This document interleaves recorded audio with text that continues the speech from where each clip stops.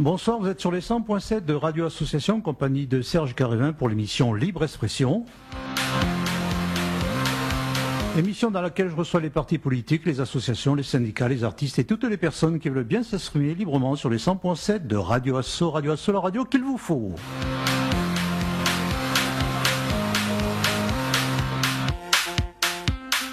Ce soir, émission politique en compagnie de Madame le maire Brigitte Barège, qui est candidate à sa propre succession et qui a passé le premier tour avec succès. Pour l'interviewer, Bertrand Sergue, docteur en droit, et récent aussi directeur d'une maison d'édition qui s'appelle Polymatis.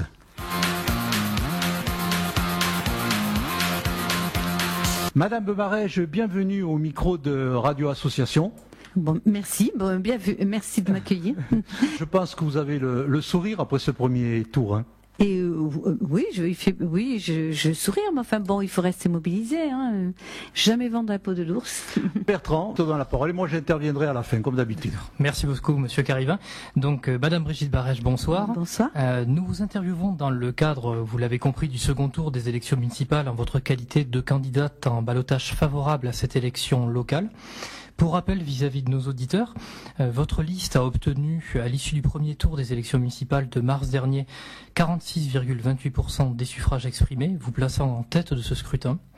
Le candidat de l'alternative pour Montauban, M. Arnaud Hillion, a été crédité de 29,88% des voix. Monsieur Mardegan a recueilli quant à lui 10,87% des suffrages exprimés pour la liste Osons Montauban. Le candidat du Rassemblement national a convaincu 9,23% des électeurs. Et enfin, 2,69% des votes sont exprimés en faveur de la candidate de Montauban en commun, Madame Julie Pougel. Afin d'être le plus exhaustif possible, il est nécessaire de préciser que seuls les candidats ayant recueilli plus de 10% des suffrages exprimés peuvent, s'ils le souhaitent, se maintenir au second tour des élections municipales. En conséquence, 3 candidats sont mathématiquement parlant en capacité de concourir lors de la deuxième phase de ce scrutin à Montauban, vous-même, Madame Barège, messieurs Hillion et Mardegan. Seuls 2 candidats ont décidé de maintenir leur liste. Monsieur Pierre Mardegan a quant à lui fait le choix de retirer sa candidature et n'a pas formulé de consigne de vote à ses électeurs.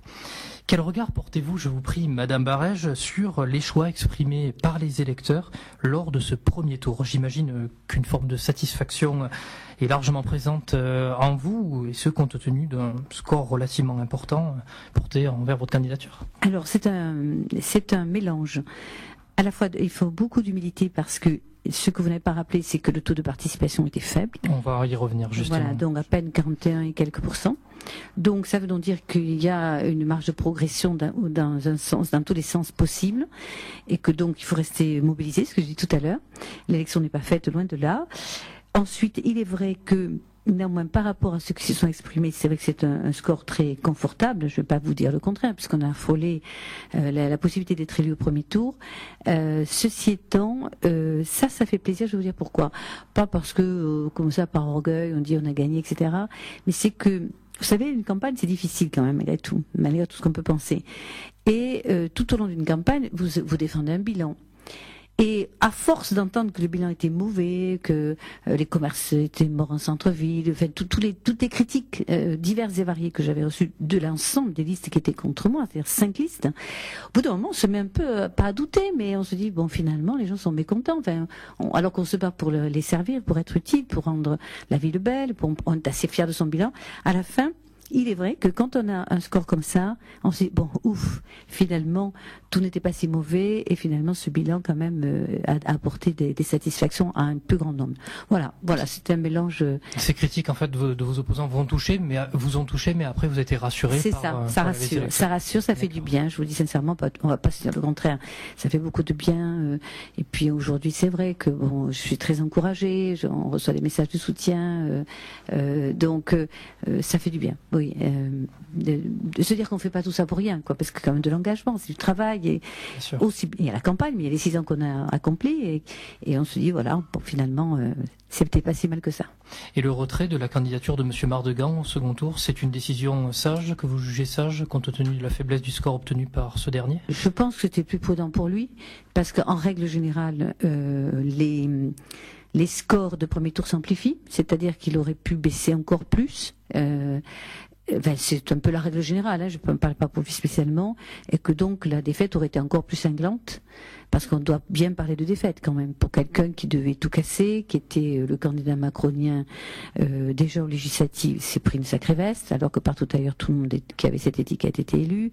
Là aujourd'hui, malgré tous les soutiens qu'il a pu avoir de l'équipe démobilisée conduite par Christian Astruc, président du conseil départemental, malgré quand même son poste de chef de service des urgences, malgré un contexte qui aurait pu être favorable, dont il aurait pu profiter compte tenu du contexte sanitaire, on voit bien qu'il ne rassemble pas. Et contrairement à ces attaques, il n'arrêtait pas de dire que c'était moi qui divisais. Et là maintenant, voilà, les faits sont là, ils sont têtus et ils démontrent exactement le contraire. Donc quelque part, je pense que ce n'est que justice et je pense qu'il a bien fait de se retirer parce que ça aurait été encore pire, je crois, au second tour pour lui. Quel regard portez-vous sur l'unique candidat qui vous affrontera lors de ce second tour?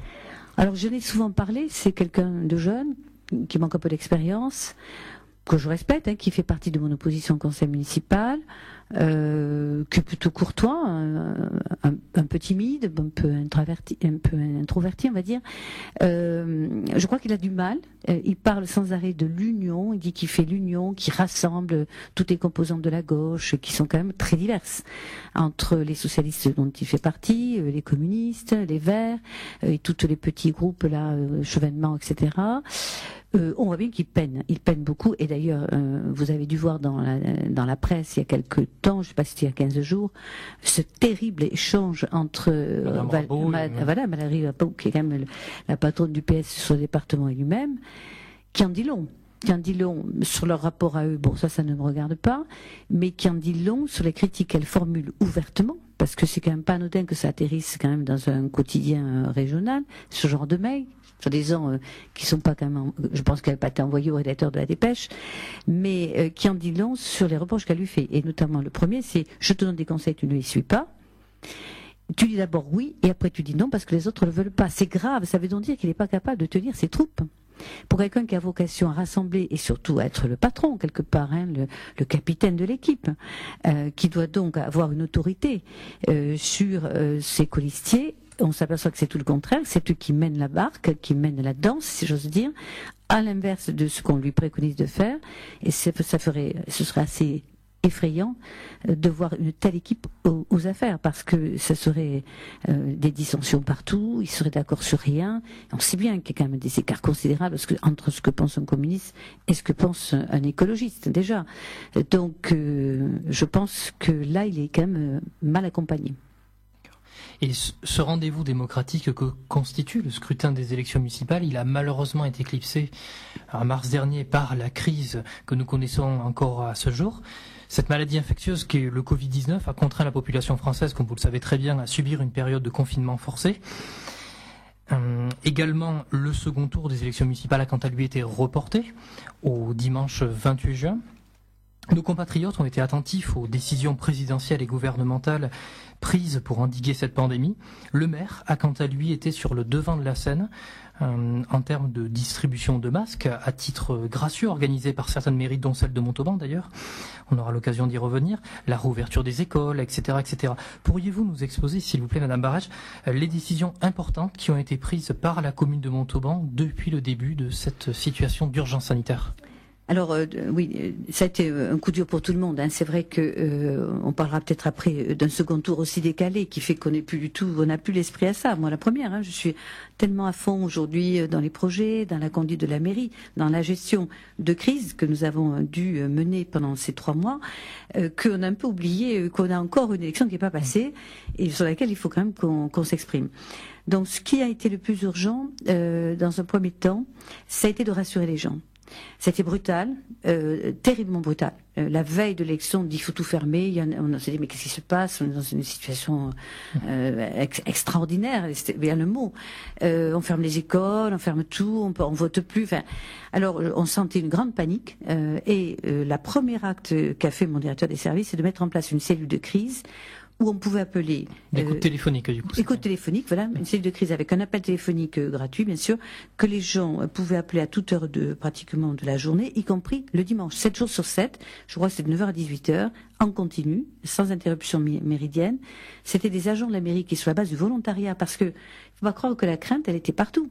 Et je félicite tous les agents, quels qu'ils soient, moi je parle de ceux de la mairie, mais partout, qui sont allés quand même au travail, pour certains avec de la crainte. C'est d'ailleurs la raison pour laquelle nous allons leur donner une prime à tous ces gens qui ont été au contact du risque potentiel. On ne savait pas, au moment où ça se passait, que finalement, et heureusement d'ailleurs, notre département serait plutôt épargné. On ne savait pas où était le risque. Donc, je les remercie parce que sur la base du volontariat, ils répondaient tous les jours et les questions étaient diverses. Et grâce à ces questions, ça nous permettait d'orienter nos actions.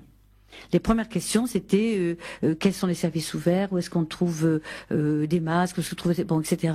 Après, on a la question plus tard de la réouverture des écoles, on a la question de la propreté. Et donc, à partir de là, on était extrêmement réactifs et en fonction des demandes qui étaient formées, immédiatement, nous mettions des services en place. Et c'est vrai que l'avantage d'une commune aussi grande que Montauban, c'est qu'elle a pratiquement tous les services. Depuis la voirie, le ramassage des poubelles, le nettoyage, les portages de repas pour les personnes âgées, les transports, la police, parce qu'il fallait quand même assurer aussi la sécurité pendant cette période de confinement, que les gens respectent les gestes barrières, les règles du confinement qui étaient très strictes à l'époque.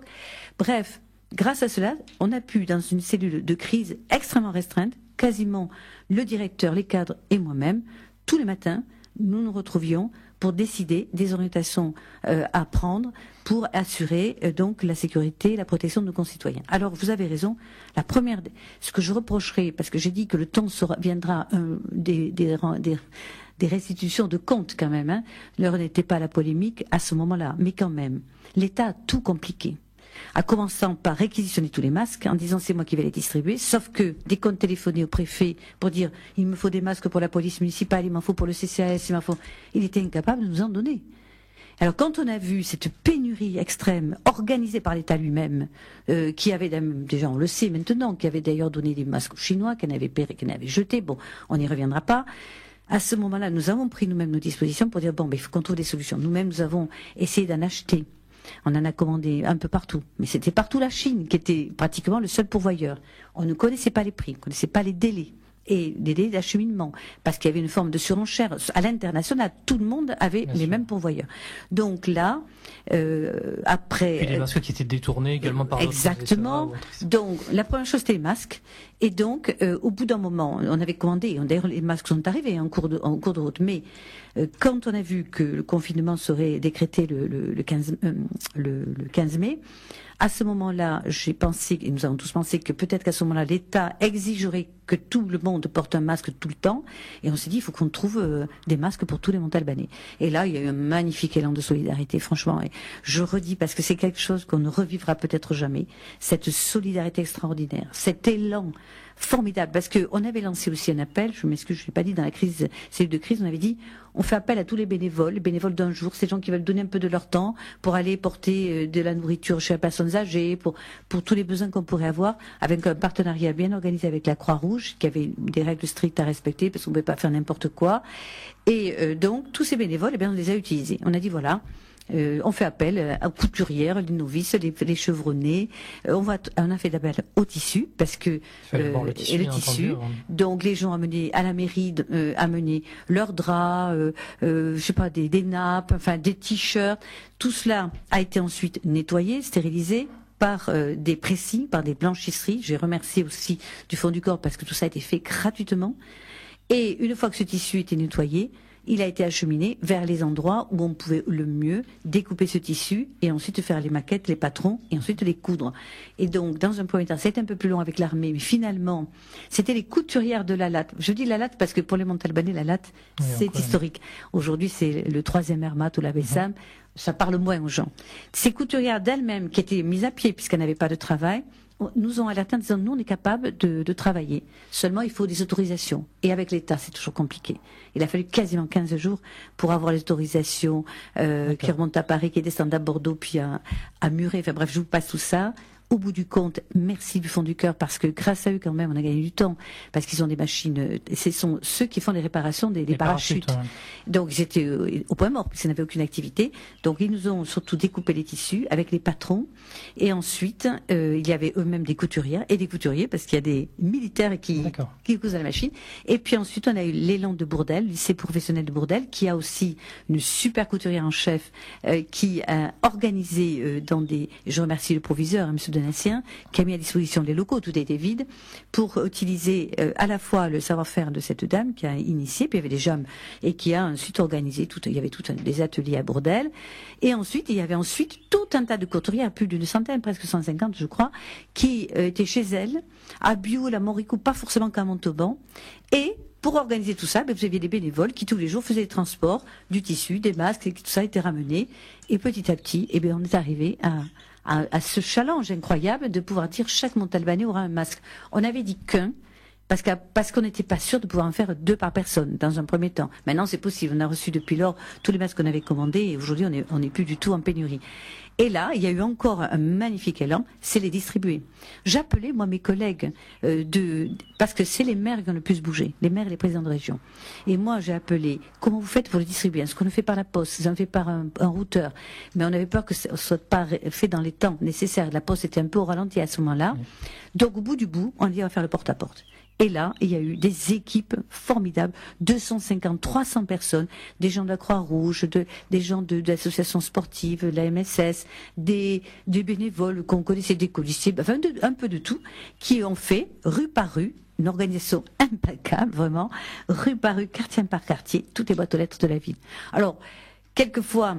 On a eu quelques loupés parce que il y avait quelquefois des immeubles collectifs, on ne pouvait pas rentrer. Et quand on pouvait sonner, qu'on nous ouvrait, ça allait, mais quelquefois on ne pouvait pas rentrer. Et après, on a découvert que notre carte, Montauban s'est tellement développé qu'on a des rues qui ne sont pas sur les cartes actuelles, qu'il faut réactualiser avec même le GPS, etc. Voilà, tout ça petit à petit après, quand on a fait la période des chaleurs. Ça a pris combien de temps, ça, à peu près? En 2 jours. 2 jours, là, parce que le temps était compté, on voulait finir avant le 15 mai.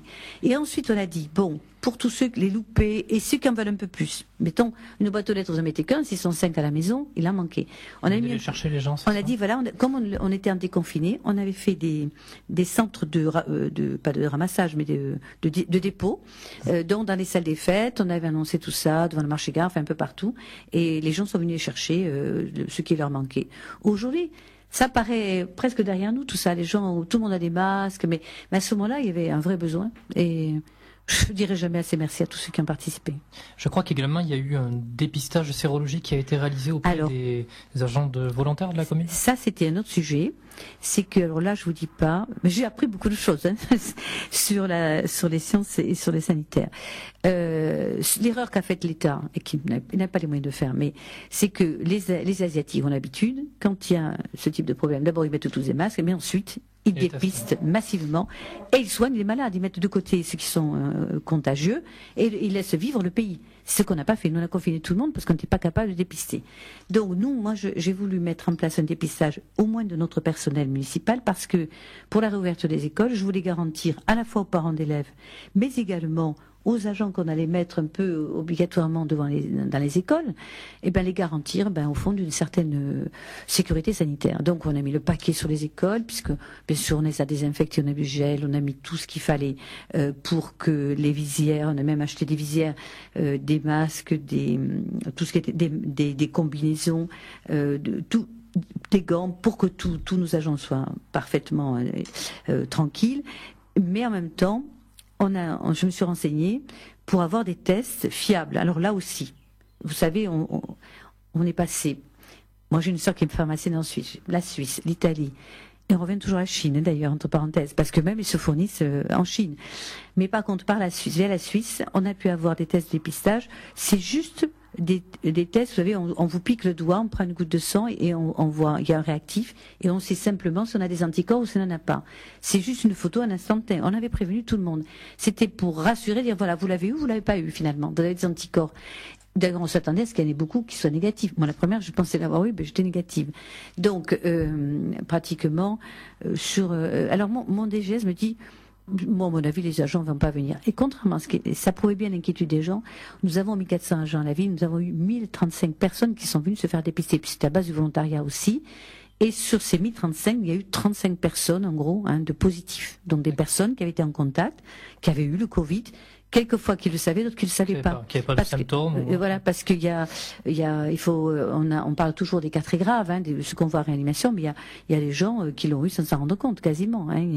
Donc, ça a été un éclairage à un moment donné, qui a permis encore de rajouter un peu de sécurité, en tout cas de rassurer.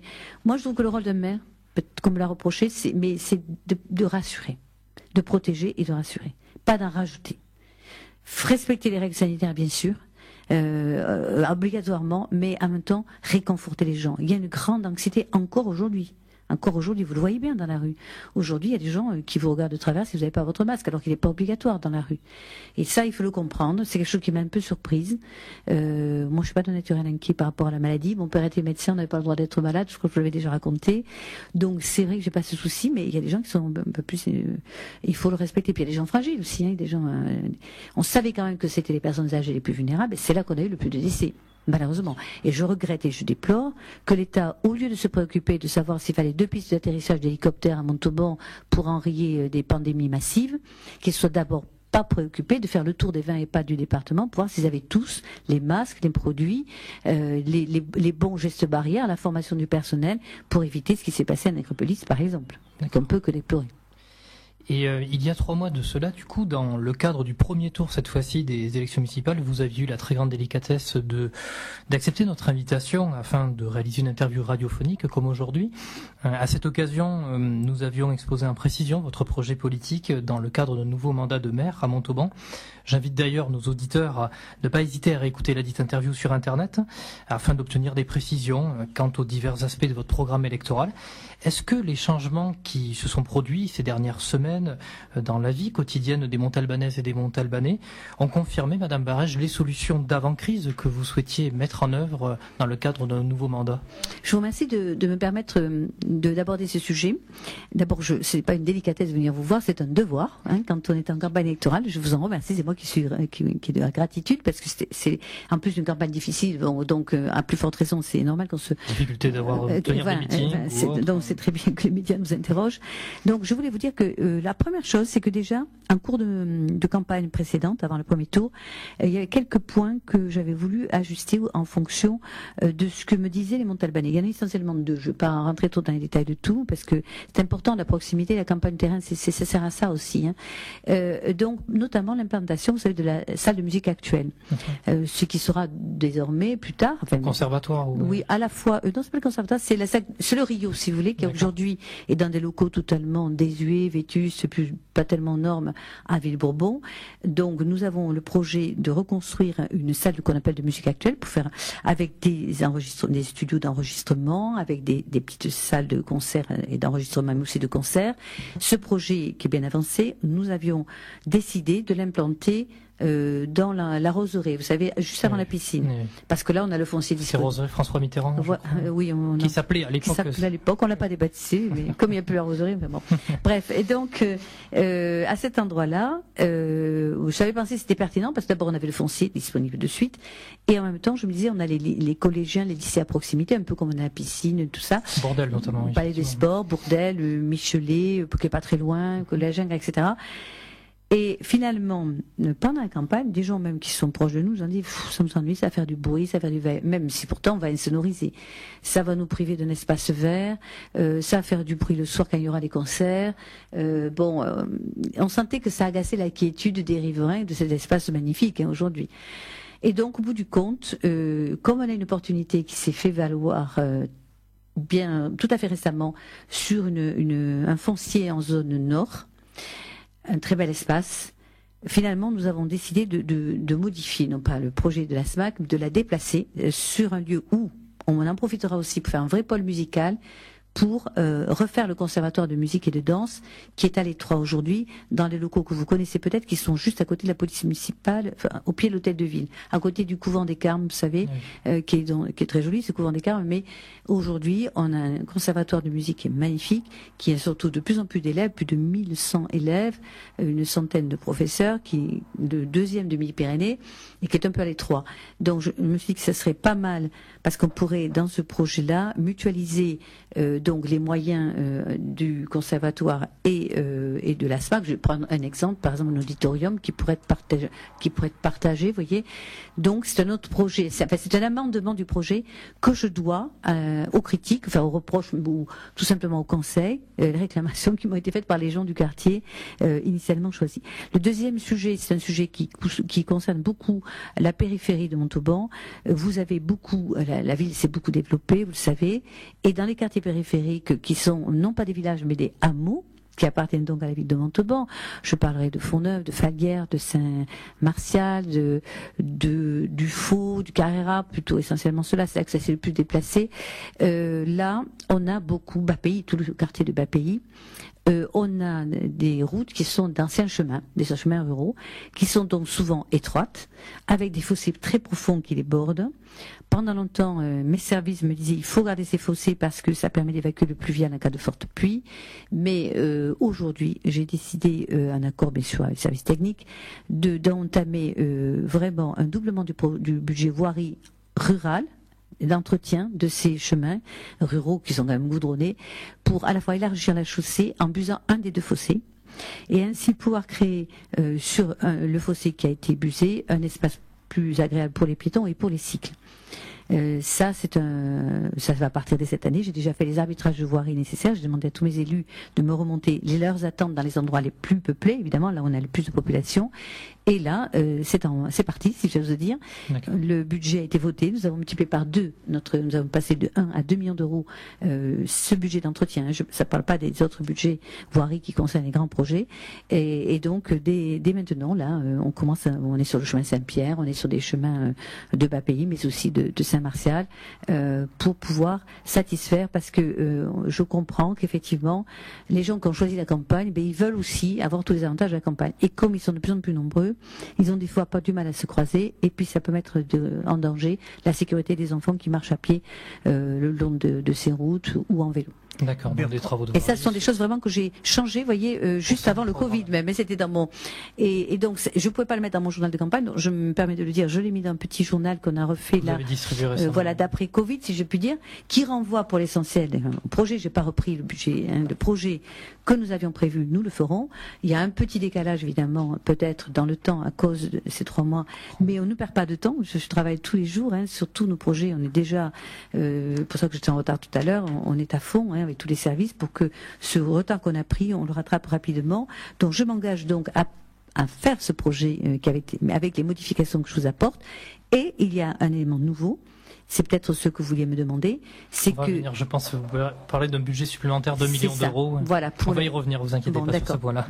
Bertrand, 2 secondes. Oui, est-ce que notre route est concernée là par l'aménagement avec les fossiers? C'est très dangereux ici. Alors le faux, c'est très compliqué parce que c'est très en pente. On avait fait des aménagements, vous avez vu des tremblements de chaussée pour permettre... Il faudra le faire à terme, je crois aussi.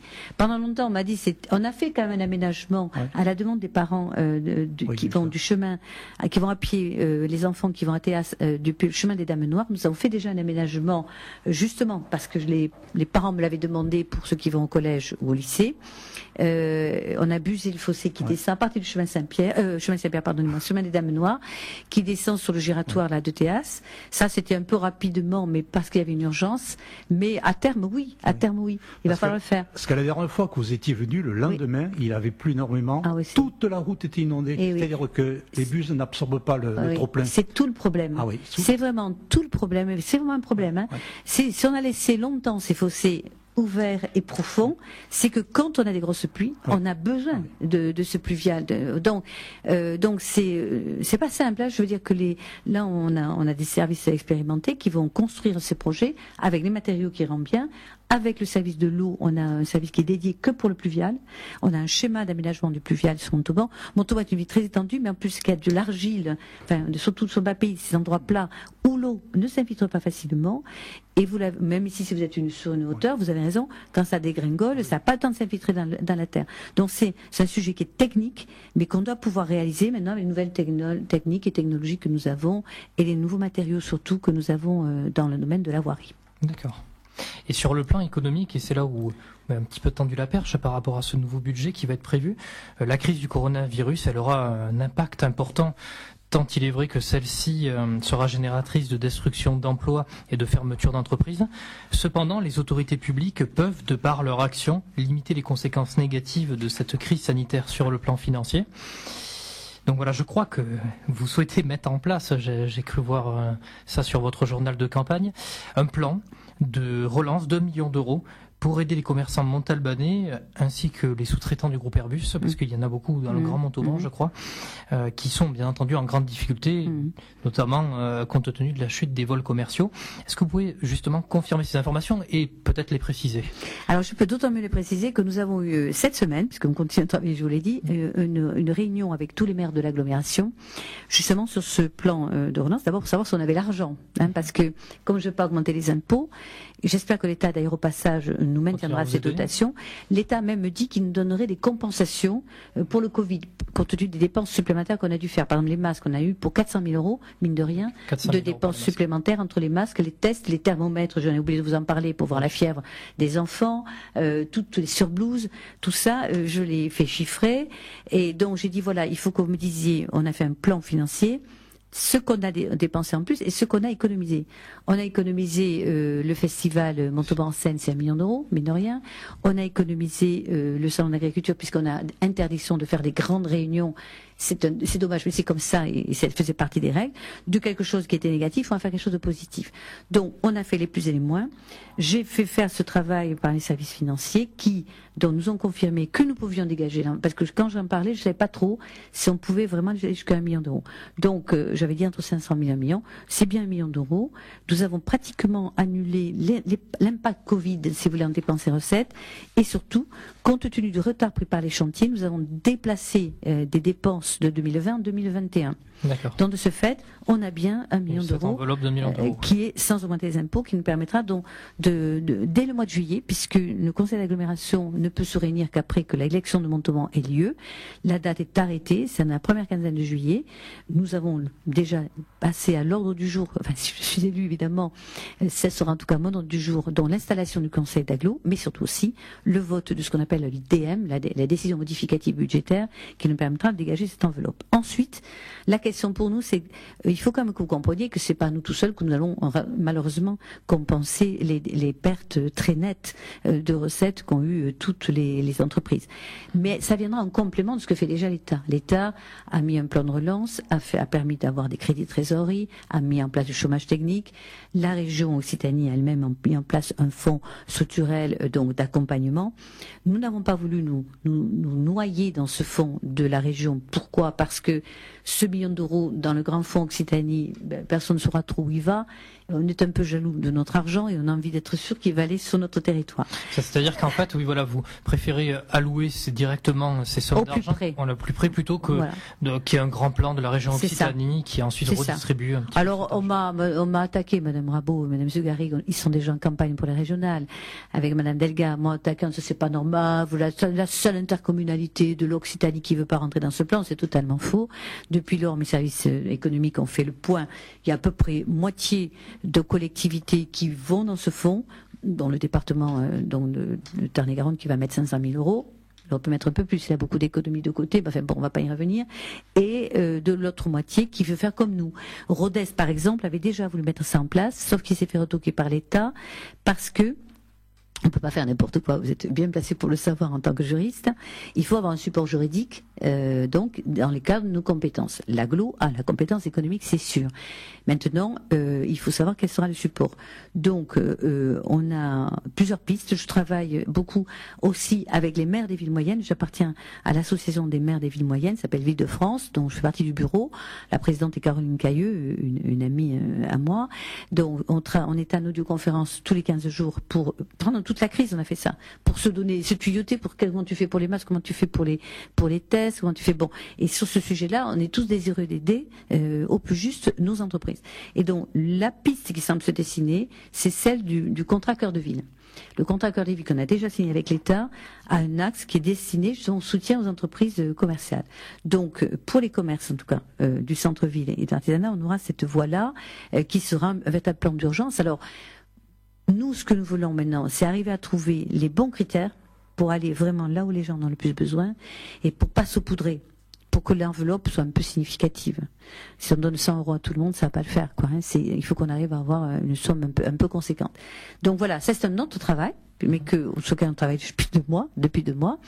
Et ensuite, sur Airbus et sous les soutiens d'Airbus, là on va pas amener de l'argent parce qu'ils en ont eu de l'État, ils ont des plans de relance, il y a un projet qui s'appelle Territoire d'industrie que l'État porte, un plan de relance.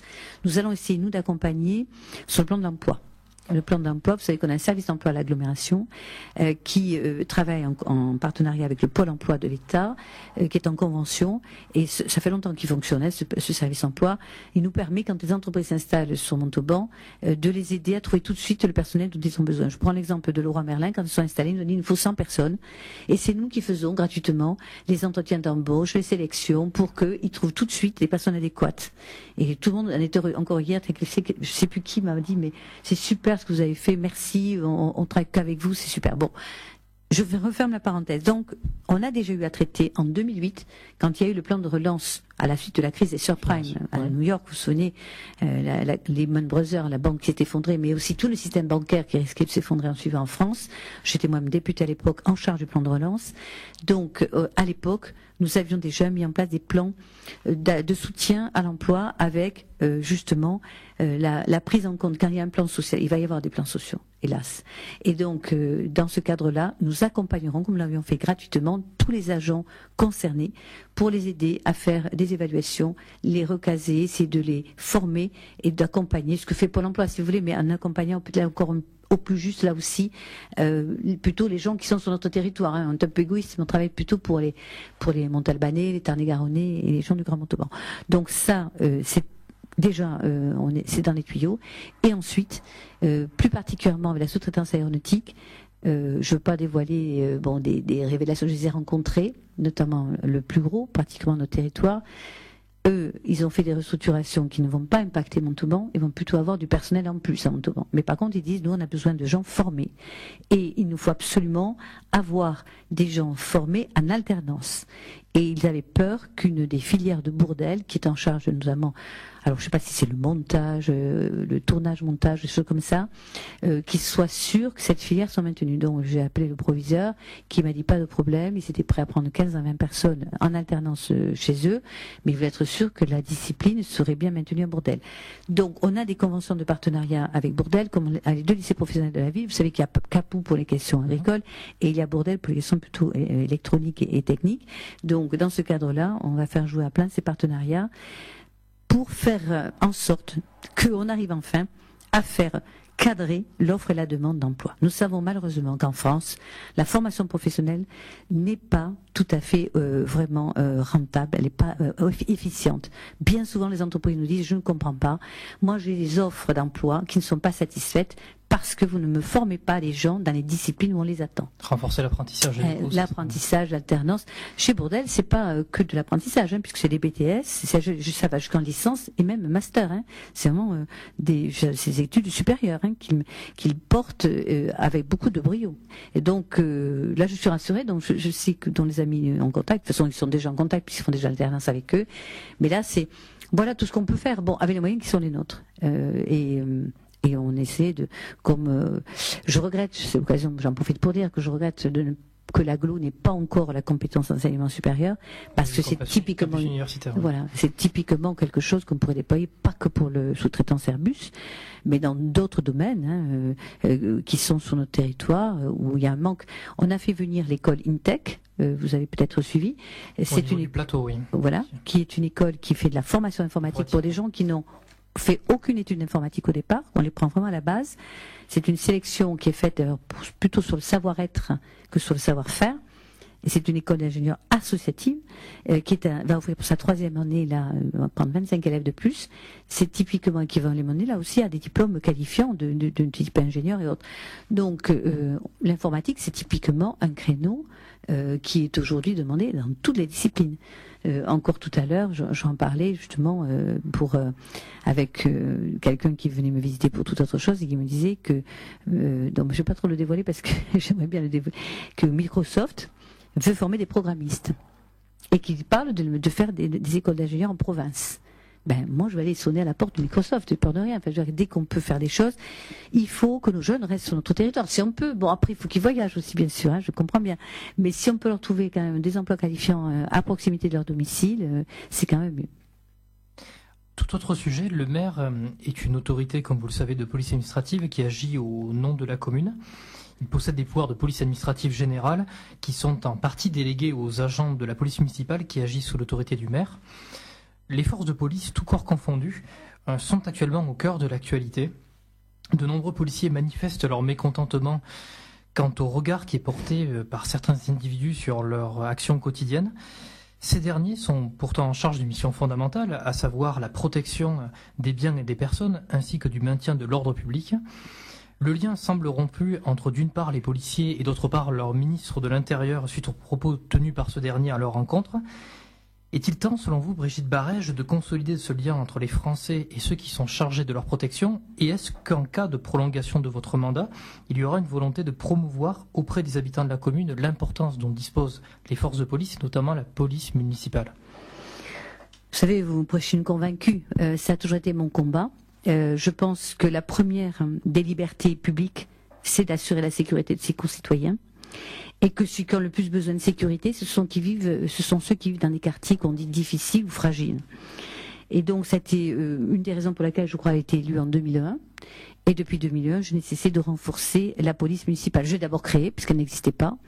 J'ai armé mes policiers depuis 2002, parce que je considère qu'il faut quand même commencer par protéger ceux qui sont chargés de sauver vos vies au risque de perdre la leur.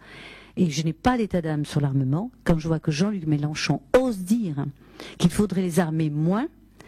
Quand on voit ce qui s'est passé à Dijon, vous avez vu les images de ces vidéos où ces petits braqueurs, ces petits voyous brandissent des kalachnikovs, des armes de guerre, des pistolets à poing, quand ils attaquent au mortier des gros feux d'artifice, donc des agents sans état d'âme, au risque de les tuer et de les blesser.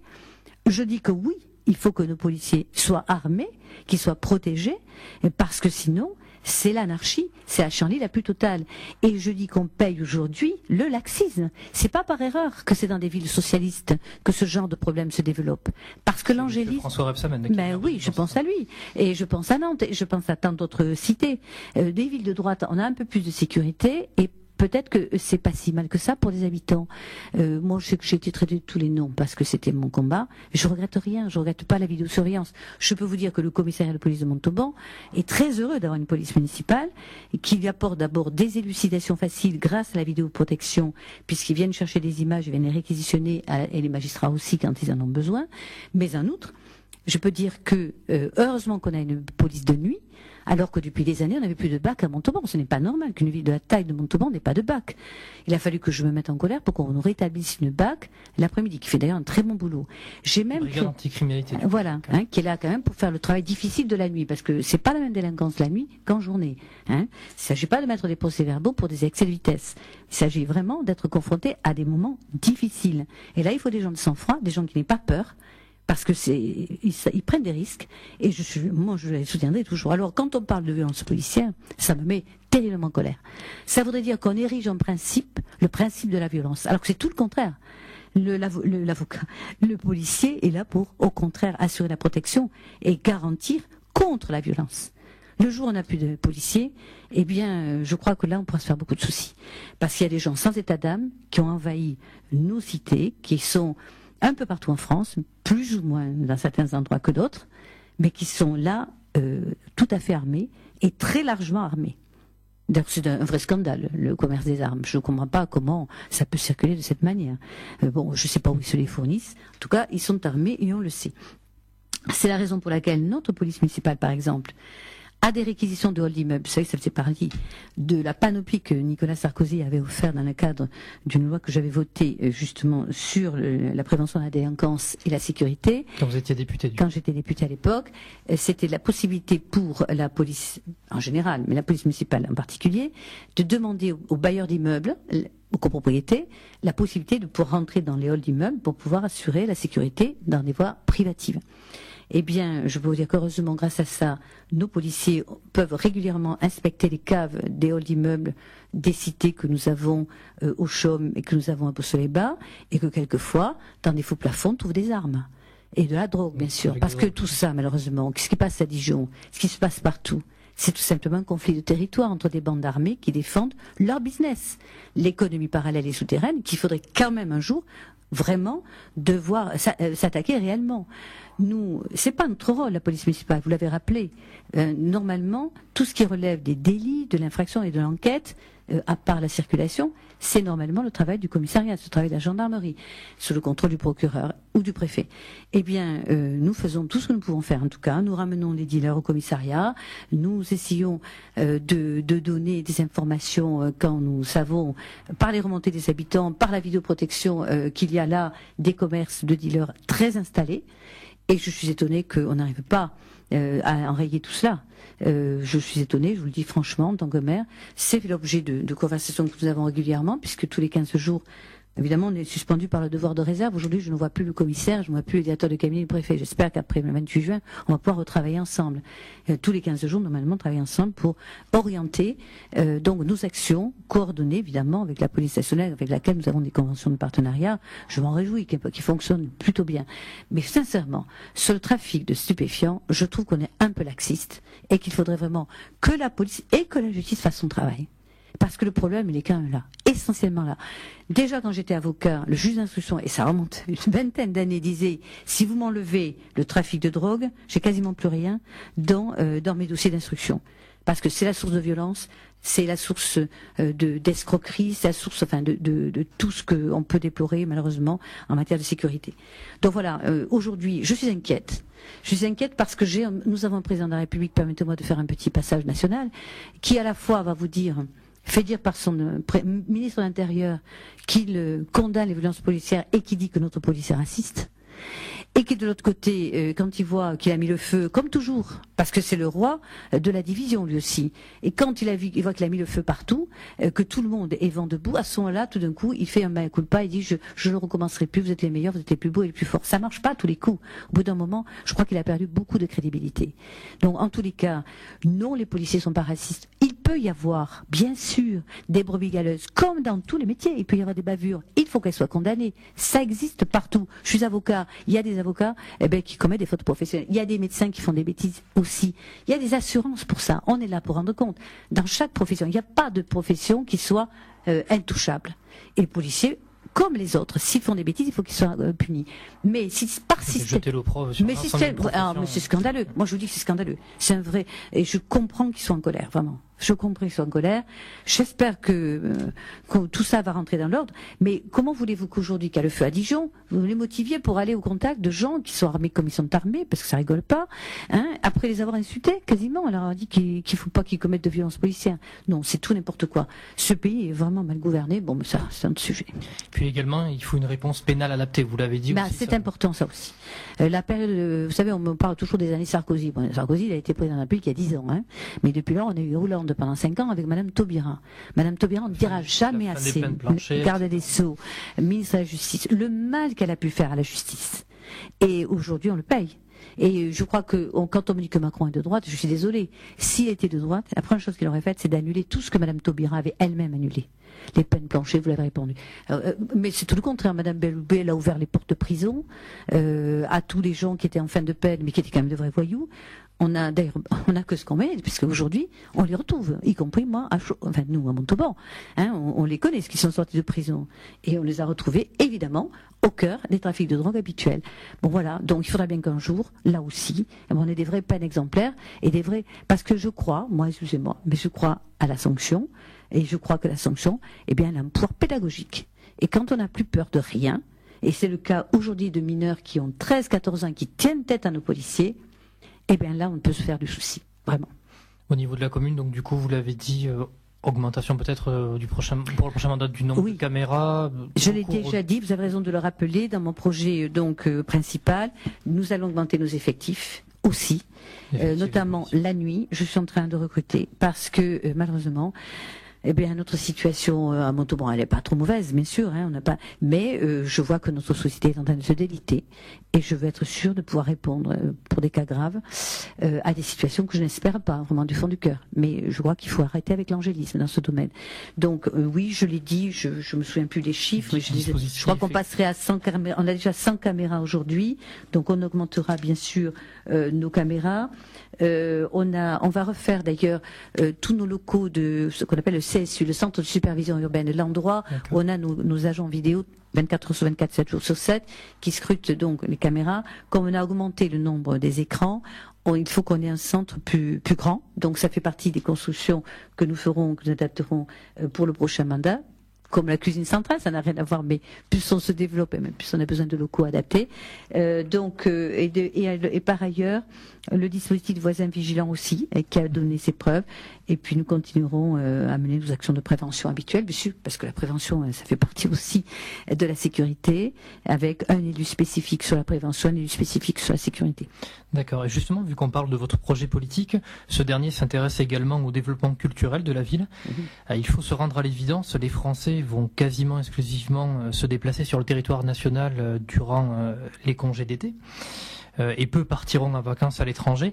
Il y a donc une nécessité d'attirer des touristes à Montauban durant cette période estivale. Comment s'est passée la réouverture du musée Ingres-Bourdelle, qui est un de nos fleurons en quelque sorte, et est-ce qu'il va y avoir des animations sportives, culturelles organisées cet été, ou est-ce qu'il y a des événements qui vont être annulés? Comment ça va se passer concrètement?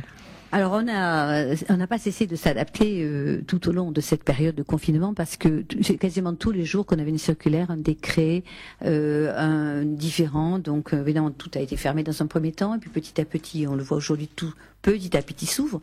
Le complexe aquatique d'Ingréau vient de réouvrir ses portes cette semaine. Donc le musée Ingres, dès qu'on a vu qu'on pouvait ouvrir, s'est mis sur les rangs pour avoir les dérogations nécessaires, et nous avons pu obtenir, je remercie l'État pour une fois, nous avoir permis d'ouvrir un peu plus tôt que les autres, d'abord le week-end. On s'est dit, on va profiter du fait que ce musée qui venait juste d'ouvrir et qui a été très vite fermé attire encore beaucoup. Et comme on avait le rayon de 100 km, on s'est dit, si on ouvre avant les autres, on va avoir des visiteurs qui vont venir de toute la région, d'Albi, de Toulouse, du Gers, ça va un rayon de 5 km, Agen, ça fait Et c'est ce qui est arrivé, c'est-à-dire que, bon, le premier week-end, c'était que le week-end d'abord, maintenant il est ouvert toute la journée, toute la semaine, pardon. Mais le premier week-end, c'était 60 personnes, et puis maintenant on est à 500. Ça fait plaisir, parce que ça prouve qu'il était attendu et il va. 500 dans le week-end ou dans le dernier week-end. Dans le dernier week-end, d'accord. Donc, alors on a des règles évidemment qui respectent les normes, bien sûr. On ne peut pas avoir plus de personnes en même temps, donc c'est par vague de 10, et donc avec les masques, le gel hydroalcoolique. Et on ne peut pas tirer encore les tiroirs, vous savez, il y a des dessins, puisqu'il faudrait nettoyer à chaque fois.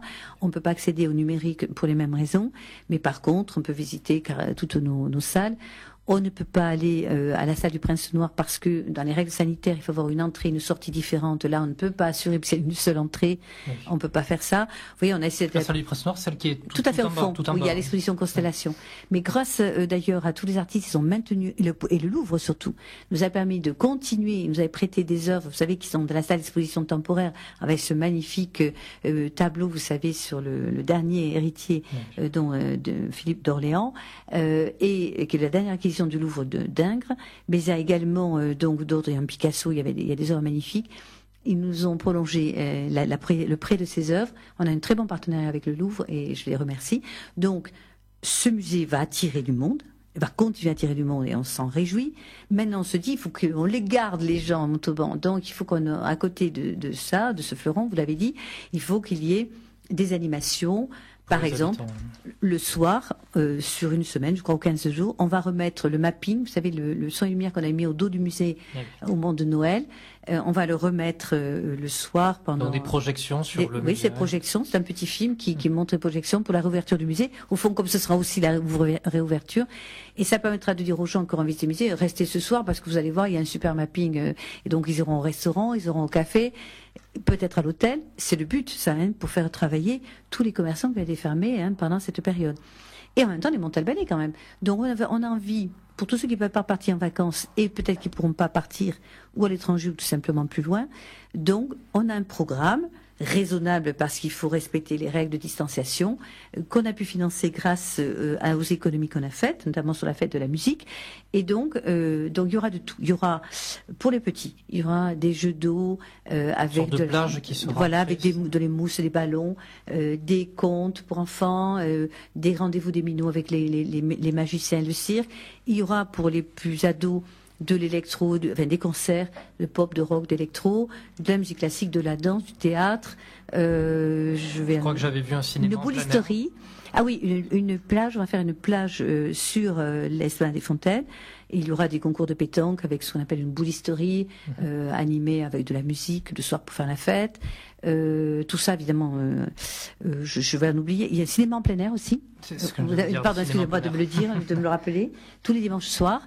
Donc, on fera certainement au Jardin des Plantes, parce que c'est dommage, c'est un endroit qui est assez sympa. On pourrait mettre la scène au milieu de cet halo de verdure qu'on avait fait, vous savez, pour le village de festival Montauban en Seine.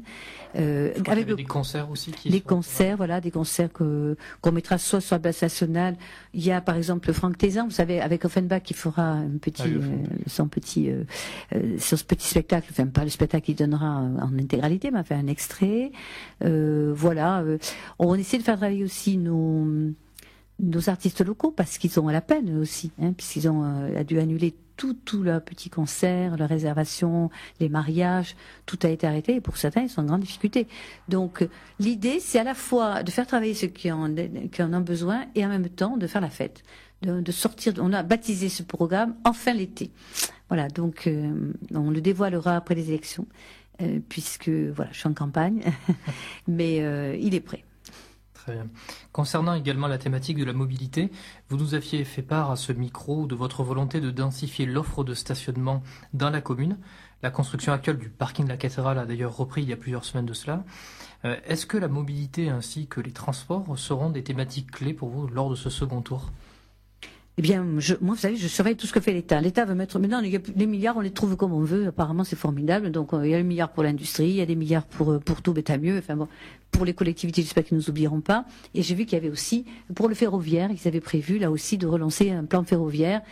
J'avais aussi. Eh ben voilà. J'ai enfin, peut-être qu'on va s'occuper de notre dossier de LGV. Le petit bout qui nous reste, je dis chaque fois, entre Bordeaux et Toulouse, où on aura notre gare LGV Montalbanaise, Brissolaise. Donc là, c'était les financements qui manquaient, puisqu'apparemment, on a trouvé des milliards un peu partout. Ben écoutez, qu'on les affecte donc à ce projet, qui est un projet de territoire important, pas que pour Montauban, bien sûr, pour toute la région, pour l'économie, parce que quand on sera, je le dis toujours, à 2h40 de Paris, ce sera extraordinaire pour les Montalbanais, pour les usagers, mais pour les entreprises. C'est bien ça. Oui. Quand vous passez par Bordeaux, vous êtes en 2 heures, vous faites de Bordeaux-Paris. Et après, donc, si Bordeaux-Montauban en LGV, vous ferez 40 minutes à peine, puisque vous serez à peine en un quart d'heure de Toulouse avec la LGV.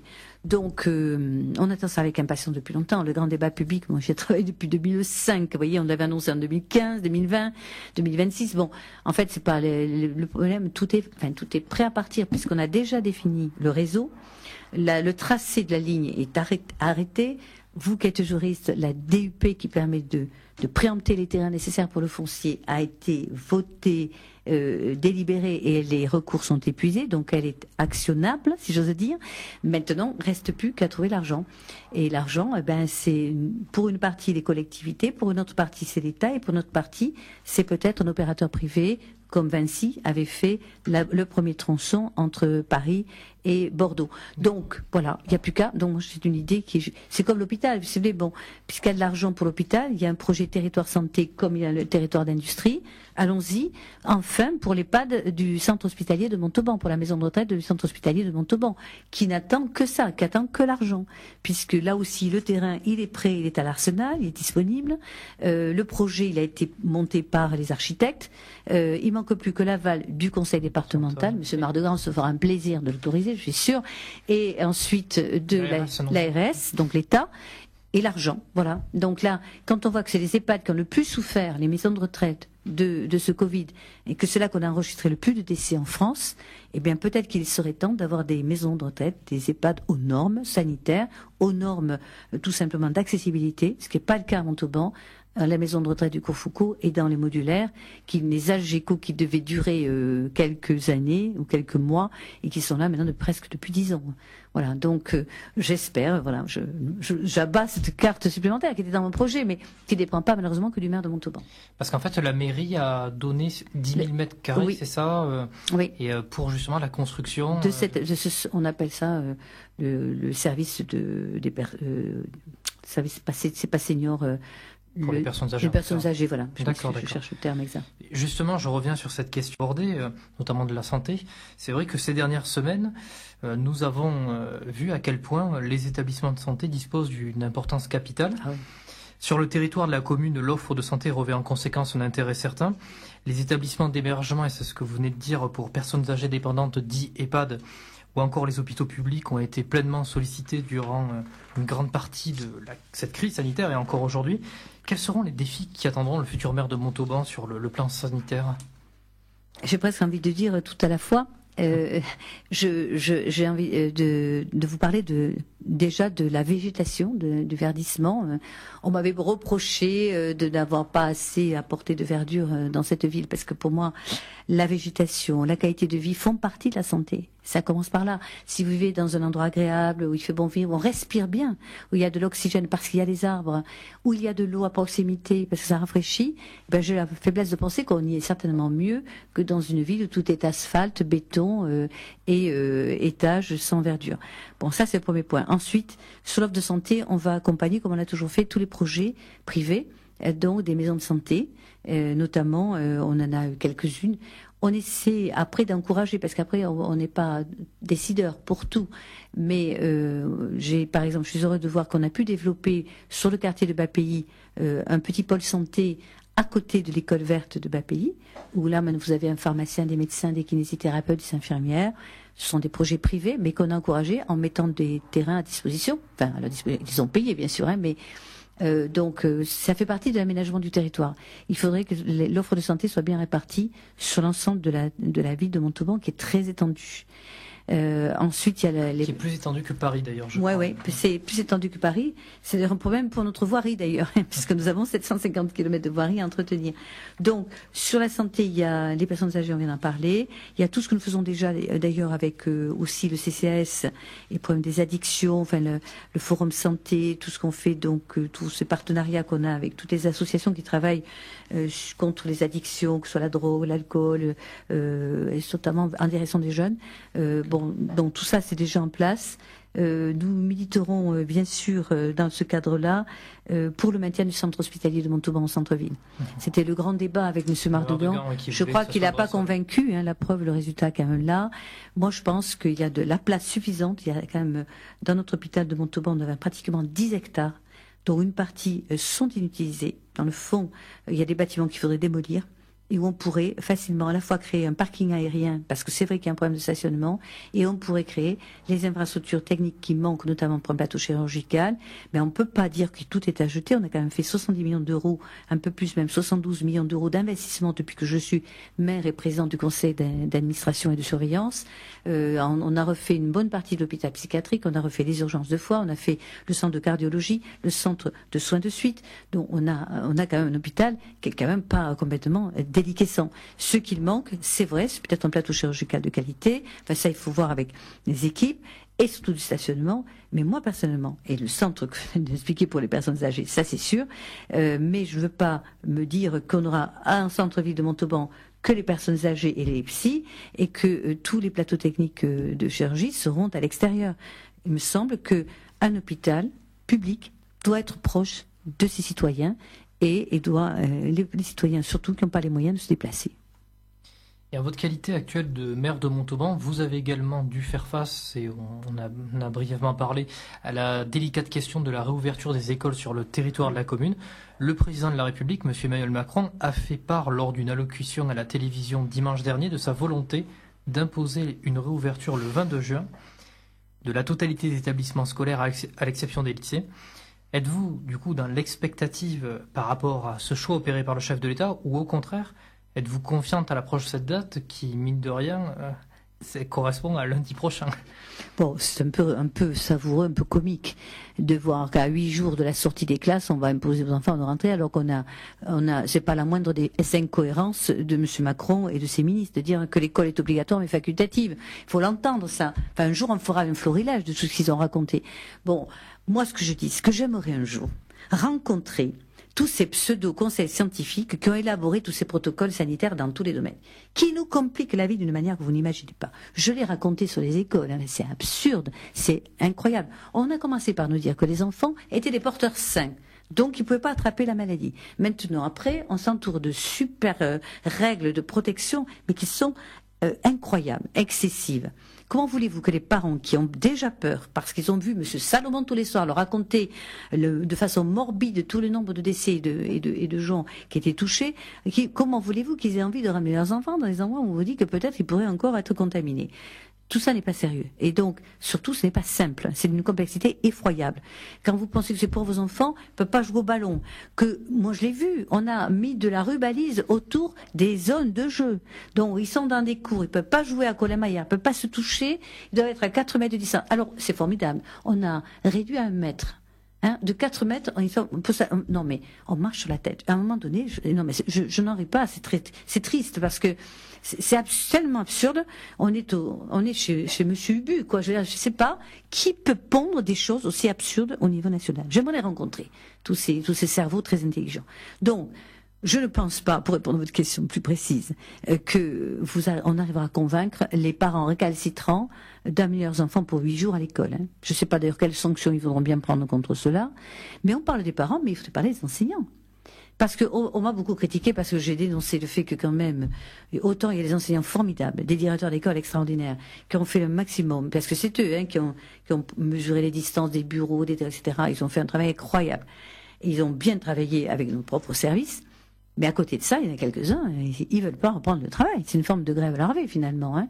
Donc, je suis désolée, c'est peut-être qu'il faudrait commencer par là, parce que moi, quand j'ai eu un petit rapport, pas de force, mais de discussion franche et loyale avec l'inspecteur d'académie, qui est charmant, le Lazen, en disant, écoutez, bon, moi, je trouverais quand même, si vous voulez que les parents aillent travailler, qu'on leur prenne les enfants sur tous les niveaux scolaires. Au début, on vous les prenait que sur les crèches primaires. Alors, pardon, je m'excuse. Grande section maternelle, cours préparatoire et CM2. Et dans l'intervalle, les CE1, CE2, CM1 et les maternelles ne les prenaient pas. Moi, j'ai une nièce qui a 3 enfants. Sur les 3, on lui en prenait qu'un. Comment on fait pour aller travailler? Donc ça a été mon premier combat. Et je dois reconnaître que le DAZEN m'a entendu, puisque toutes les écoles, 37 écoles de la ville de Montauban, ont pu accueillir le 22 mai sur tous les niveaux scolaires. Le deuxième sujet, c'était toute la semaine. Parce que là, on disait aux parents, vous les amenez 2 jours, et puis vous revenez la semaine prochaine. C'est complètement incohérent, c'est d'une confusion extrême. Alors on me dit, c'est parce qu'on n'a pas les locaux, c'est pas vrai, parce que les locaux, pour 20% d'élèves, on les avait largement. La réalité, c'est qu'on n'a pas les enseignants. Et il y avait des enseignants qui, paraît-il, qui faisaient le CM2, qui ne pouvaient pas faire le CP. Bon, si je vous racontais tout, j'assure que de quoi se flageller. Donc, je trouve que, bon, c'est bien qu'au dernier moment, M. Macron, tout d'un coup, se dise que c'est important d'aller à l'école quand même. Parce qu'on ne va pas à l'école que pour s'amuser avec les petits copains. Il faut quand même pas oublier qu'on y va pour apprendre, pour étudier, pour forger le petit homme de demain, c'est-à-dire celui qui doit quand même emmagasiner pas mal de savoir. Si déjà, là, on a pratiquement une année scolaire qui aura été perdue, les 6 jours ou les 8 jours qu'ils vont faire là en juin, je ne sais pas si ça va changer la différence, mais c'était peut-être, je crois, pour leur réapprendre que peut-être en septembre, il va falloir revenir à l'école. Est-ce que c'est pas une grande répétition généralisée avant septembre ou... C'est ça qu'ils veulent faire, je crois. C'est ça le but. Mais je ne sais pas si ce sera couronné de succès. Enfin, en tout cas, moi, j'en doute, mais ce n'est que moi. Je ne peux pas m'engager pour les autres. Donc, je crois que ça devient très grave, ce qui se passe. Très, très grave. Et également, pour être le plus complet possible, et ça vous l'avez rappelé au tout départ, mais je ne l'ai pas oublié, cet élément bien précis, c'est le taux de participation au premier tour. Il a été extrêmement faible, et ce compte tenu de la crainte des électeurs vis-à-vis de la propagation de cette maladie. De plus, et ça aussi vous l'avez dit, les annonces du Premier ministre Édouard Philippe précédant de 2 jours la tenue du scrutin ont pu conduire certains électeurs à ne pas se rendre aux urnes. Pas 2 jours, la veille. C'était en fait le vendredi exactement. Non, non.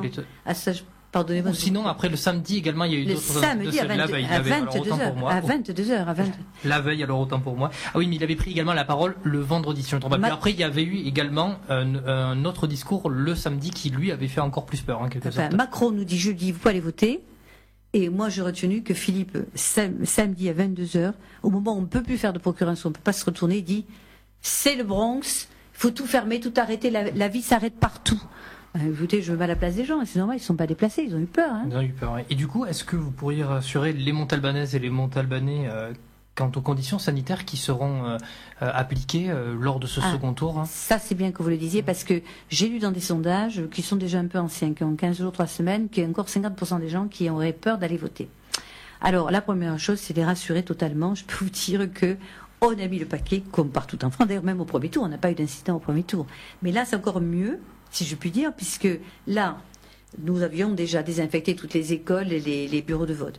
Nous avons bien sûr à l'entrée, comme la fois précédente, du gel hydroalcoolique avec du gant et des masques. Mais surtout, tous les assesseurs seront porteurs d'un masque. Et nous offrons un stylo par personne qui pourront garder un souvenir pour qu'ils n'aient pas touché le stylo d'une autre personne. Donc nous avons fait cette dépense supplémentaire. Nous avons bien sûr espacé comme il se doit pour respecter les gestes barrières, les entrées-sorties. Dans les bureaux de vote un peu exigus, il y aura un sens de circulation. Marquage au sol du coup. Marquage au sol pour rendre de côté qu'on ressort de l'autre, qu'on croise personne. Je crois que j'ai rien oublié. Le gel hydroalcoolique aussi. Je l'ai dit, le gel bien sûr, les masques, les visières pour ceux qui préfèrent, parmi les assesseurs, il y en a qui préfèrent. Les gants, les isoloirs, il n'y a pas de rideaux, mais ils sont tournés vers le mur pour permettre quand même dans la discrétion. Voilà, je crois que et comme la fois précédente, on montre sa carte d'identité, on ne la donne pas. La carte d'électeur, c'est pareil. Il n'y a pas de manipulation du tout de ces documents. Et ensuite, pour signer, vous avez votre propre stylo, donc vous ne risquez pas d'être contaminé par un stylo précédent, si je puis dire. Donc voilà, je crois que là, c'est vraiment au maximum de ce qu'on peut faire. Et ensuite, pour ceux qui ont vraiment encore peur, eh bien, les procurations, c'est toujours valable. Cette fois-ci, on est moins près de cours, mais il faut quand même s'en occuper là maintenant. C'était facilité, justement, ces procurations? Alors, on attend tous les jours les règles de l'État. C'est quand même incroyable. Oui. On a annoncé des tas de choses. Maintenant, on sait qu'il n'y aura pas de vote par correspondance. On a annoncé qu'il y aurait 2 procurations par personne. Je pense que c'est valable, mais il paraît que le vote est à l'Assemblée en ce moment. Castaner avait dit qu'on assouplirait les modalités pour faire la procuration, pour venir demander au commissariat de venir chercher chez vous et de la faire établir chez vous. Jusqu'à présent, vous vous souvenez des règles, étaient compliquées. Il fallait qu'une personne qui ne pouvait pas se déplacer devait envoyer un certificat médical par mail au commissariat pour se déplacer. Là, il n'y aurait plus besoin de certificat médical, on se contenterait d'une attestation sur l'honneur disant je ne peux pas me déplacer, point, sans donner de motif. Et on pourrait surtout téléphoner au commissariat. Parce que la problématique, c'est qu'on a affaire à des personnes âgées qui ne sont pas forcément des champions du monde d'Internet. Et c'était ça qui était vraiment un obstacle. Les gens ne veulent pas sortir, ne veulent pas aller voir un médecin pour faire un certificat médical, ils ne veulent pas non plus aller au palais de justice ou au commissariat pour faire la procuration. Donc, si ces règles-là sont confirmées, parce qu'au moment où je vous parle, nous attendons le décret, le préfet me l'a encore dit vendredi dernier, nous aurons, m'a-t-il dit, le décret cette semaine, nous sommes mercredi, ce serait bien que ça arrive quand même. Ouais, parce qu'on a eu une semaine et demie quand même, voilà, il faut un peu le temps pour se retourner. Et voilà, bon, je vois que M. Lyon a mis un numéro d'appel pour dire qu'ils offrent des mots. Enfin, il ne faudrait pas quand même qu'on fasse comme à Marseille, enfin, je ne sais pas si c'est vrai ou pas. Ce qui est certain, c'est que si les personnes ont des problèmes, eh bien, nous aussi, comme M. Lyon, nous avons des gens qui sont prêts à prendre des procurations, les personnes qui veulent voter pour nous, bien sûr. Donc, je lance l'appel si c'est nécessaire. Et j'en profite pour vous dire d'ailleurs qu'on a créé un numéro d'appel pour toutes ces questions. C'est un peu inspiré de la période de crise. Donc, on appelait ça à votre écoute. Tu as fini, toi, Bertrand? C'est un numéro que je peux citer, si vous le voulez bien, 06 47 88 92 53. Donc vous le trouverez sur notre journal de campagne. Donc on peut répondre à toutes les questions et éventuellement aux gens qui nous appelleraient pour dire je ne sais pas comment faire pour ma procuration. Oui, en tout cas, c'était important de rappeler tous ces C'est éléments. très important, Comme vous dites, pour 50% assurer. des gens avaient encore peur d'aller voter. Apparemment, c'était un sondage que j'ai vu passer il y a 15 jours. Je ne sais pas s'il est toujours valable aujourd'hui. En tout cas, je vous remercie infiniment C'est moi qui vous remercie. d'avoir répondu en précision à toutes ces questions. Eh bien, merci Bertrand. Madame Brigitte Barège, l'élection municipale est une élection particulière, enfin du moins c'est ce que je pense, car c'est la rencontre d'une femme ou d'un homme avec ses concitoyens et qui a la lourde charge de un peu driver ses habitants dans le quotidien. Les accompagner, je dirais. Les accompagner. Oui, mais... Bien sûr, il y a une équipe, hein, oui, mais c'est quand même une rencontre avec la personne... qui tire la liste. Absolument. Il y a un adage qui dit « Quand on a un bon maire, on le garde ». C'est mignon. Vous, ça fait 3 ans que vous avez été élu, vous êtes en passe de remporter une 4e victoire, qu'on considère que vous êtes un bon maire. Ça fait plaisir, je sais pas. Oui. C'est gentil de dire ça. Oui, oui, ça me fait plaisir. Ce soir, Madame Barège, je vais vous poser des questions en dehors du champ politique.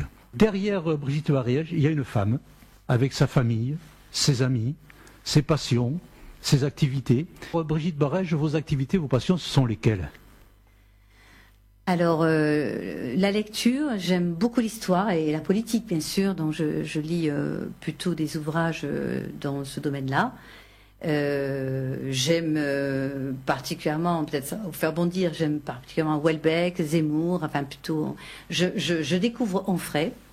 J'aime les gens qui ont du courage en politique. C'est assez rare.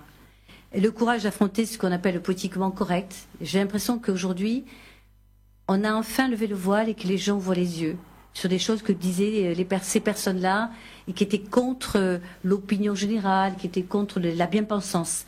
Moi, j'aime la vérité. Et quelquefois, on me l'a reproché. Vous avez des activités? Alors, en activité, je suis honnête avec vous, j'ai un peu le golf, mais il y a longtemps que je n'ai pas pratiqué, aux grandes dames de Pierre. Donc, pendant le confinement, on allait beaucoup marcher.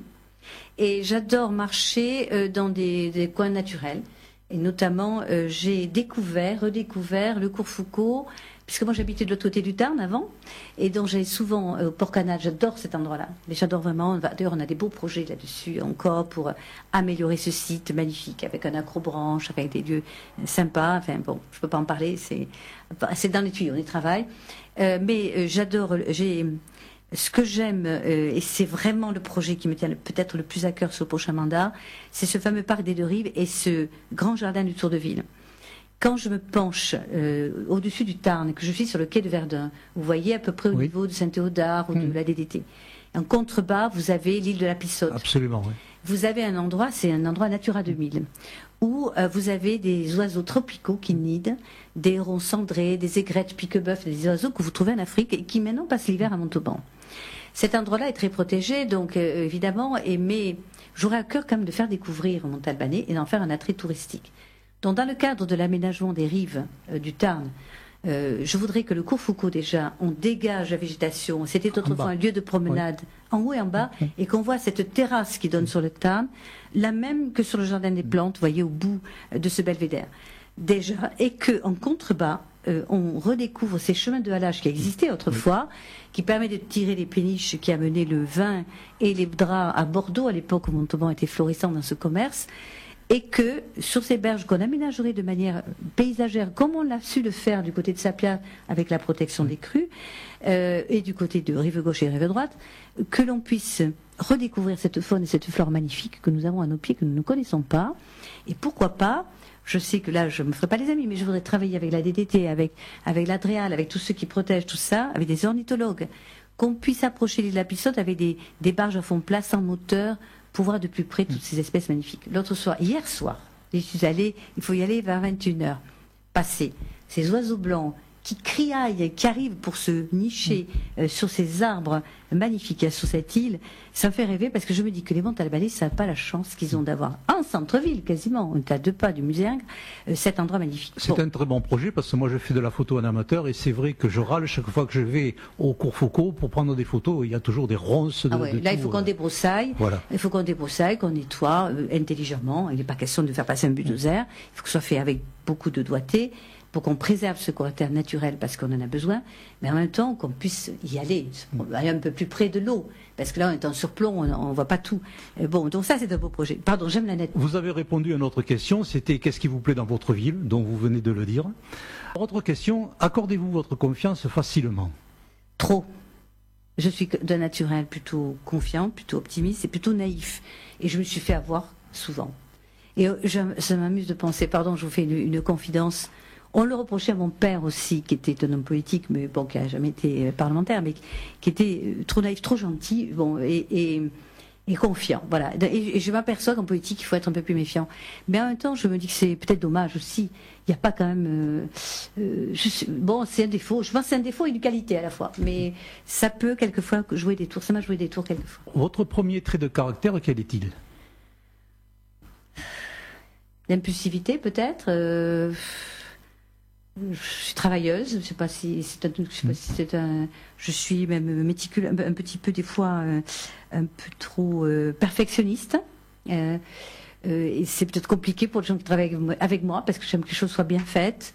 Je m'implique beaucoup moi-même et c'est vrai que pour mes collaborateurs, je me dis que quelquefois je mène un train un peu soutenu et mais je les remercie parce qu'ils suivent quand même, hein, ils suivent le rythme. Donc après, je crois que je suis généreuse, je pense. Je crois, mais je ne voudrais pas, mais je ne sais les faire que je suis humble. J'ai horreur des gens orgueilleux, prétentieux. J'ai horreur en politique surtout des comportements de certains. Je cautionne pas du tout ça. Je crois qu'on est au service des gens. Quand j'étais avocat, c'était pareil. Pour moi, c'était une vocation de servir, d'aider les plus difficiles, les plus vulnérables, les plus fragiles. J'étais pas un avocat d'affaires, je vous l'ai déjà dit. J'étais plutôt un avocat, est-ce que je dois dire des petites gens, des humbles, des sans-voix, et parce que pour leur apporter voilà, mais j'ai pas de mal parce que c'est ma formation, mon éducation peut être familiale, c'est peut-être aussi mes convictions religieuses, c'est peut-être ma nature. Je sais. Souriante aussi? On le dit, oui, je crois que je suis optimiste par nature. Et c'est d'ailleurs, il faut que je m'en méfie de ça, parce que des fois, les gens ne comprennent pas. Par nature, j'essaie de protéger, de rassurer, de voir toujours le bon côté des choses. Et l'histoire du Covid, ça m'a joué des tours. Si vous aviez un projet fou ou décalé, lequel serait-il? Décalé. Projet fou. Je ne sais pas si c'est pas un projet fou, ce que je vous dis déjà sur le Natura 2000. Oui. Mais j'aimerais pouvoir faire. C'est pas fou, mais on n'a pas l'argent, mais c'est un musée d'art contemporain. Pendant longtemps, je suis plutôt classique en goût. J'aime beaucoup la peinture. J'ai oublié de vous dire que j'aime beaucoup la peinture. J'aime beaucoup la peinture plutôt classique. J'aime la période de la Renaissance italienne. J'aime les impressionnistes. J'aime Dali. Mais ça s'arrête là. Je suis pas trop peinture contemporaine. Et j'ai découvert qu'il y avait quand même un public pour ça. Je sais que M. Duchamp m'en parlait souvent. Bon, j'ai toujours, on n'a pas les moyens de faire un musée supplémentaire. J'aimerais trouver une friche industrielle où on pourrait développer là quelque chose autour du street art et de la peinture contemporaine. On y réfléchit. Voilà, si quelqu'un a des idées, si on est en garde désaffecté, pourquoi pas. Autre question, vous arrive-t-il de regretter? Oui, ça m'arrive, je doute. D'abord, je ne suis pas quelqu'un qui est toujours sûr d'elle, contrairement à ce qu'on peut penser. Mais quand j'ai décidé, j'y vais. Je suis assez courageuse. Je crois que je suis quelqu'un qui fonce, c'est vrai. Mais je doute et j'ai des remords quelquefois, oui. Bien sûr, je n'aime pas blesser les gens. Et donc, par principe, c'est vrai que j'essaie de respecter. Et il peut m'arriver quelquefois de faire de la peine. Bon, donc ça, je regrette beaucoup. Ça, c'est des choses... parce que des fois, on est un peu fatigué, on peut dire un truc un peu rapidement, et puis après, on se dit, mince, je rattrape. Qui auriez-vous ou qui aimeriez-vous rencontrer? Là, j'aimerais rencontrer M. Onfray. Ou dans le passé, que vous auriez pu aimer rencontrer. Ah, que j'aurais aimé rencontrer. Non, qui auriez-vous? Auriez-vous? Ou qui Alors, j'ai eu la aimeriez-vous? chance, honnêtement, j'ai eu la chance d'être députée pendant 10 ans. J'ai pu approcher les gens qui étaient au pouvoir à cette époque-là, puis Jacques Chirac et Nicolas Sarkozy et les ministres. Donc ceux-là, je les connais. Et maintenant, qui vous aimeriez rencontrer? Je vous dis, M. Onfray, j'ai envie de découvrir. François-Xavier Bellamy, parce que c'est un philosophe qui est un élu, mais bon, j'ai peu rencontré, j'ai soutenu pour les européennes, mais chaque fois qu'il écrit des choses, il m'enthousiasme. J'aime bien les philosophes. J'aime bien les gens qui vous font réfléchir, qui vous interrogent sur vous-même. Après, un artiste, vous voulez dire? Non, n'importe qui. Ça me vient pas, je suis désolée. Le général de Gaulle, vous auriez aimé le rencontrer? Ah, mon père l'a rencontré, oui, je pense. J'aurais aimé rencontrer Churchill aussi. Je lis beaucoup de choses sur Churchill en ce moment, c'est un grand monsieur. Je pense qu'on a eu une époque merveilleuse. Je ne sais pas si on a aujourd'hui des hommes d'État de ces envergures-là, qui étaient tous des gens très cultivés, très cultivés, qui connaissaient leur histoire, notre histoire, de notre civilisation.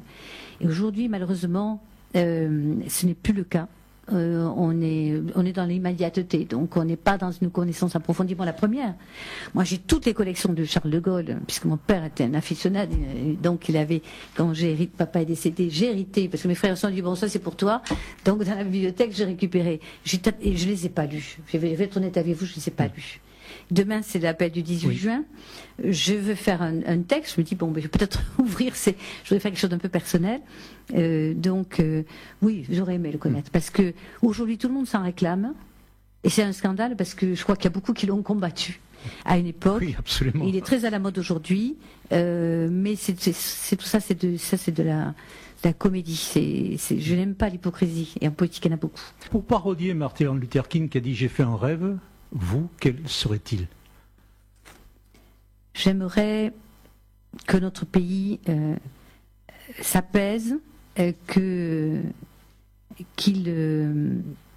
fasse des bons choix pour se développer harmonieusement, pour sa population. J'aimerais que notre civilisation judéo-chrétienne ne disparaisse pas. Je suis un peu inquiète sur notre identité française. Nous avons une culture magnifique, nous avons une histoire magnifique, nous avons un pays magnifique. J'espère qu'il ne tombera pas dans de mauvaises mains. Je me bats pour mon pays, je me bats pour ma ville, notre ville, mais aussi pour mon pays. Et je trouve qu'il est en grande difficulté. Et j'espère qu'on ne va pas perdre l'essentiel. J'aimerais que mon rêve, c'est que les enfants aillent à l'école et qu'ils réapprennent l'histoire, qu'il y ait des professeurs qui leur donnent du goût, du savoir. Et alors aujourd'hui, c'est vrai qu'avec le numérique, c'est compliqué. Il faudrait peut-être qu'on réadapte notre éducation pour donner l'envie de connaître, de s'enrichir.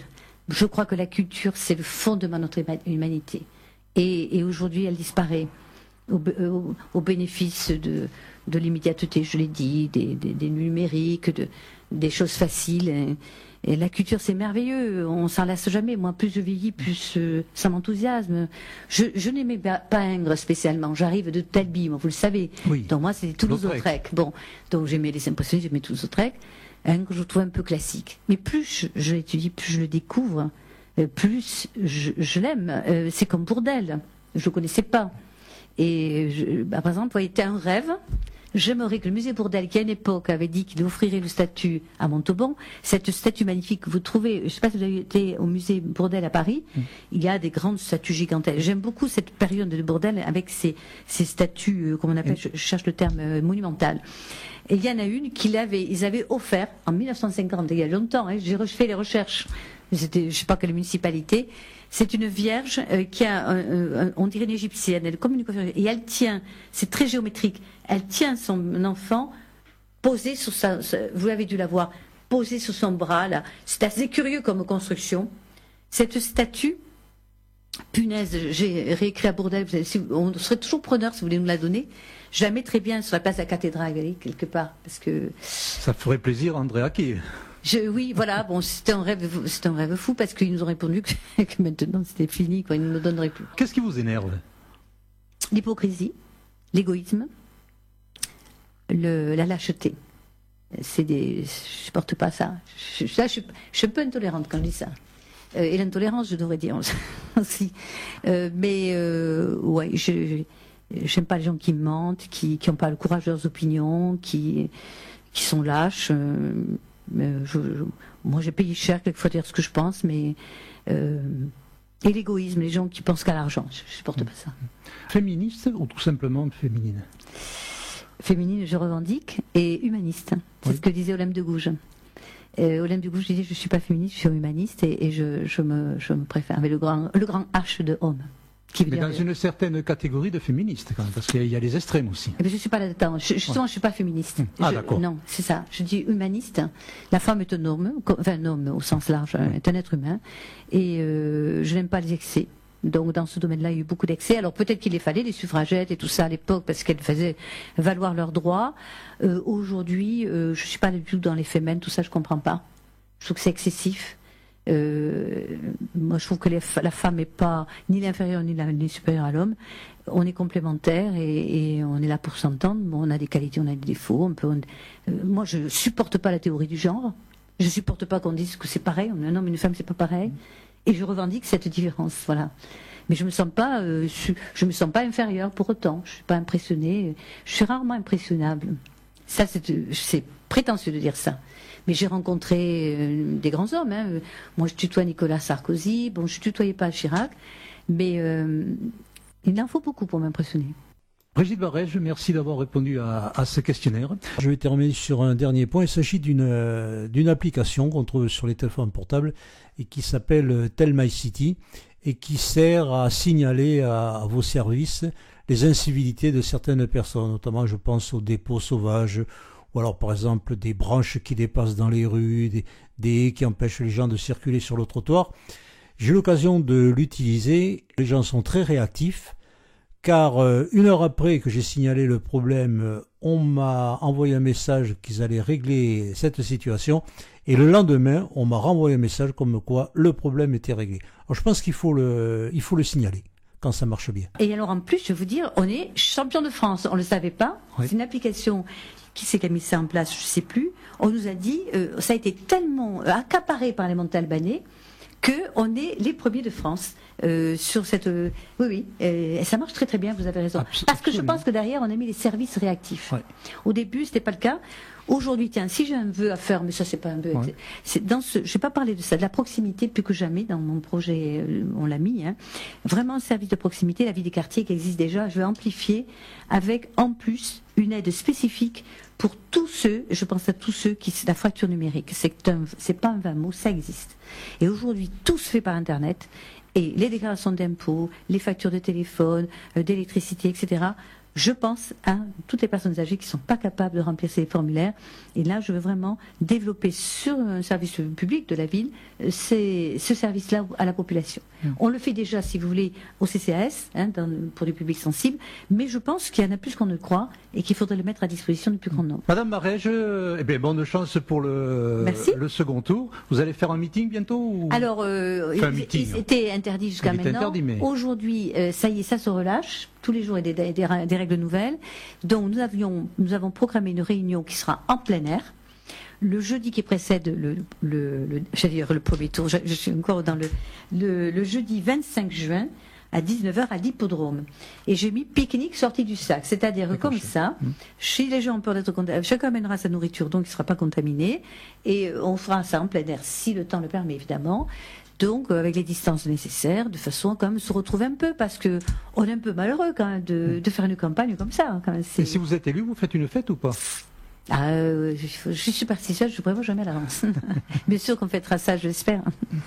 Merci beaucoup d'être venu à Radio Asso. Merci à vous de votre accueil formidable comme d'habitude.